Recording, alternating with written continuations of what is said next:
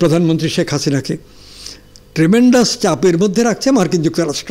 এটা কোনো এক দলকে দোষ দিলে হবে না, এক সরকারকে দোষ দিলে হবে না। কোনো উন্নত বক্তব্য দিলেই যে সেটা গ্রহণ করবে রাজনীতিবিদরা, এর কোনো লক্ষণ দেখা যায় না। বুদ্ধিজীবীরা তো কোনো উন্নত চিন্তার পরিচয় দিতে পারে না। কিছু কিছু কথা বললে সেটার জন্য ক্ষতি স্বীকার করতে হয়।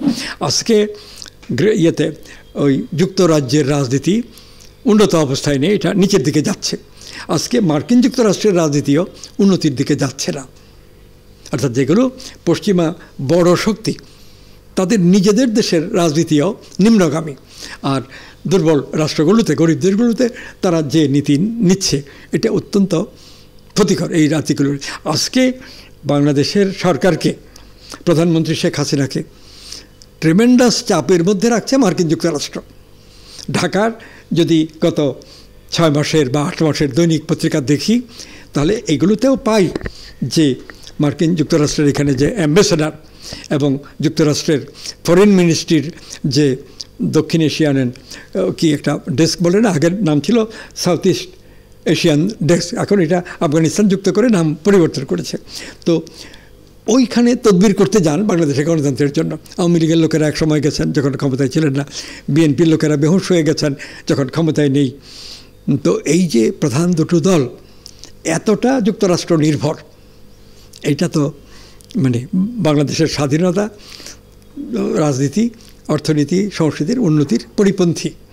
আজকে মার্কিন যুক্তরাষ্ট্র ক্রমাগত প্রস্তাব দিচ্ছে, অনুরোধ করছে বাংলাদেশের প্রধানমন্ত্রী শেখ হাসিনাকে যে আপনারা চীনের বিরুদ্ধে দাঁড়ান, আপনারা রাশিয়ার বিরুদ্ধে দাঁড়ান, আপনারা আমাদের সঙ্গে আসেন, আমরা আপনাদের উন্নয়নের সমস্যা দেখব এবং যত টাকা দরকার হয় আমরা দেব। আপনারা চীনকে ত্যাগ করেন, চীনের বিরুদ্ধে বক্তব্য দেন, রাশিয়াকে ত্যাগ করেন, রাশিয়ার বিরুদ্ধে বক্তব্য দেন, আমাদের সঙ্গে আসেন। এর জন্য ট্রেমেন্ডাস চাপ সৃষ্টি করছে এবং শেখ হাসিনা ওই দিকে এখনও যাচ্ছেন না। এটার মধ্যে তার একটা দৃঢ়তার পরিচয় আছে, এটা গুরুত্বপূর্ণ এবং প্রশংসনীয়। সেই সঙ্গে আমরা চাইব আরও কিছু বিষয়ে এই দৃঢ়তা রাজনৈতিক উন্নতির জন্যে। নির্বাচন বাংলাদেশ করতে পারছে না, পারছে কি? এটা কোনো এক দলকে দোষ দিলে হবে না, এক সরকারকে দোষ দিলে হবে না। এটার জন্য সব রাজনৈতিক দল দায়ী এবং এটার জন্য সব ইন্টেলেকচুয়াল গ্রুপ, বুদ্ধিজীবীদের সব গ্রুপ দায়ী। কোনো বুদ্ধিজীবী, কোনো রাজনৈতিক নেতা তো একটা উন্নততর রাজনৈতিক বক্তব্য দিতে পারছে না, দিচ্ছে না। চিন্তা করলে কেউ কেউ দিতে পারবে, কিন্তু সবচেয়ে অসুবিধার ব্যাপার হলো যে কোনো উন্নত বক্তব্য দিলেই যে সেটা গ্রহণ করবে রাজনীতিবিদরা, এর কোনো লক্ষণ দেখা যায় না।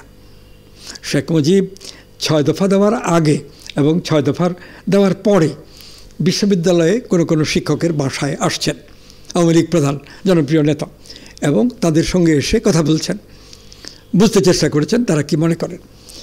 যেমন ওই প্রফেসর রাজ্জাক সাহেবের বাসায় গেছেন, আরও 2-3 শিক্ষক, তাদের বাড়িতে শেখ মুজিব নিজে আসতেন। আর এখনকার অবস্থা সম্পূর্ণ তার বিপরীত। যারা আওয়ামী লীগের শিক্ষক তারা তো হাসিনার সঙ্গে দেখা করার জন্য দীর্ঘক্ষণ গিয়ে বসে থাকে, কেউ কেউ লিখছে এই সম্পর্কে, সেদিক অবলম্বন করে বলছি।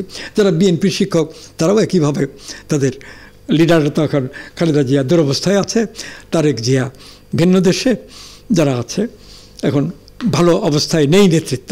তো এইরকম বুদ্ধিজীবীরা তো কোনো উন্নত চিন্তার পরিচয় দিতে পারে না। তাদের চিন্তাও রাজনৈতিক নেতা অনেকের মতন চেতনাটা নিম্ন স্ট্যান্ডার্ডের। তো এইগুলো অতিক্রম করতে হবে। আমি কিছু কিছু কথা বলি, আর কেউ তো এসব কথা বলেও না, এবং কিছু কিছু কথা বললে সেটার জন্য ক্ষতি স্বীকার করতে হয়। সংবাদ, ফিচার ও অনুষ্ঠানের জন্য ভিজিট করুন সংবাদ প্রকাশের ওয়েবসাইট এবং যুক্ত থাকুন ফেসবুক পেজ ও ইউটিউব চ্যানেলের সঙ্গে।